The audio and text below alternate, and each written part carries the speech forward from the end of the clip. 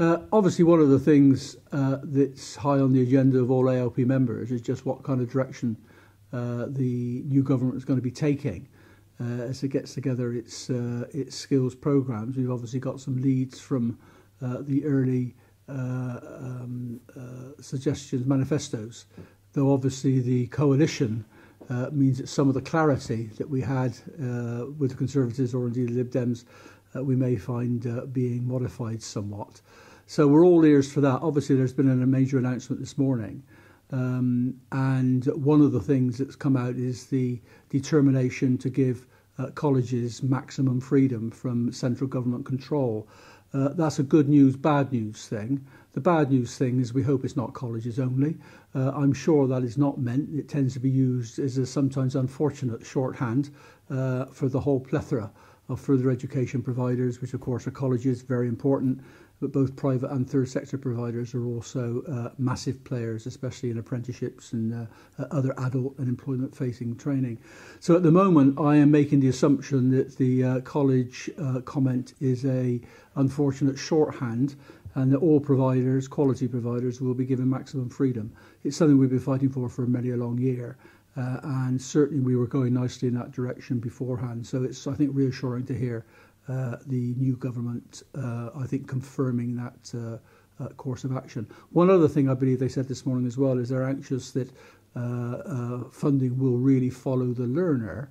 Now, I am at the moment assuming that is a reconfirmation of what the Conservatives said, as indeed it did, of course, Labour, of the setting up of some kind of learning or skill account basis where individuals will have the freedom to choose where they get their training and their learning from a range of approved or approved providers or preferred suppliers, as we would prefer to call them. So it does look as well at this stage that that's going in the kind of direction that we would hope it would do. So at the moment, quietly confident that we're heading in a good direction, but obviously a lot more detail to be worked out. What FE quangos would you like to see abolished? Oh, well, there's a very direct question, isn't there? It's quite clear from ALP members that the idea of reducing the number of government-funded quangos is something which my members like the sound of. There's not an absolute position, because there is a range of severity as you talk to different members.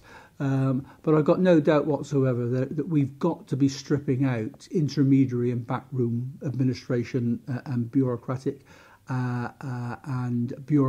making or administrative making bodies. So I'm quite clear about that. I think we've got to finish up with intermediaries that do something and add real value. The funding has got to be funding they use to directly support frontline delivery, probably on the quality area. Probably best positioned to do that is ELSIS, because their money is there to directly help the development of quality with providers.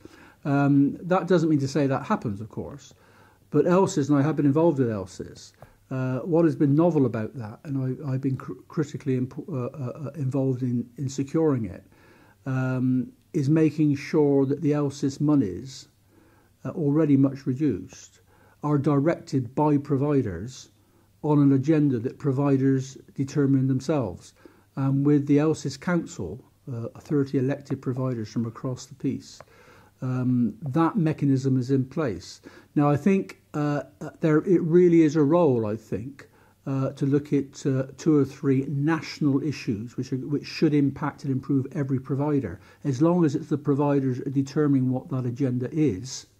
Then I think there's a real case for having an intermediary delivering that. If ELSIS or anybody else is taking money for broad good ideas from government or thoughts and opinions that are not supported by providers, then I think they've got to be really, really suspect. And I think a lot of quangos are actually positioning, coming up with opinions, general directions, sucking up an awful lot of money, but not delivering or helping the providers to deliver at front line. Those have got to be under threat.